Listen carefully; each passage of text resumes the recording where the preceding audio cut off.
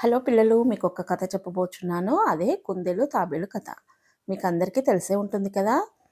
ఒక గార్డెన్లో తాబేలు కుందేలు రెండు ఉంటాయి. అయితే అవి రెండు కూడా ఒక పోటీ పెట్టుకుందాం అనుకుంటాయి.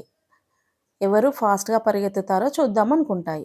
అయితే అవి కుందేలు చాలా ఫాస్ట్గా పరిగెడుతుంది, తాబేలు స్లోగా పరిగెడుతుంది. మీరు ఎప్పుడైనా చూసారా కుందేలుని తాబేలుని?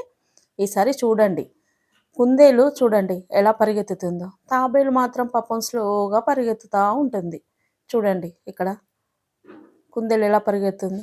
అయితే మధ్యలో కుందేలు ఏం చేస్తుంది, చూస్తుంది. వెనక్కి చూస్తే తాబేలు చాలా దూరంలో ఉంటుంది. కుందేలుకి ఏమనిపిస్తుంది అంటే, నేను చక్కగా రెస్ట్ తీసుకుంటాను, అది చాలా దూరంలో ఉంది, నేనే విన్ అవుతాను అనుకుంటుంది. అనుకొని చక్కగా పడుకొని మధ్యలో మెలకు వస్తే చూస్తే అది తాబేలు చాలా దూరం వెళ్తూ ఉంటుంది. ఇంకా కుందేలు దాని వెనుక పరిగెడుతూ ఉంటుంది. చూడండి ఎలా పరిగెడుతుందో.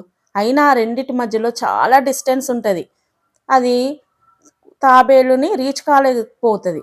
తాబేలు విన్ అయిపోతుంది అనమాట. కుందేలు పాపం బాగా బాధపడుతుంది. ఎందుకు అంటే అదే మిస్టేక్ చేసింది కదా.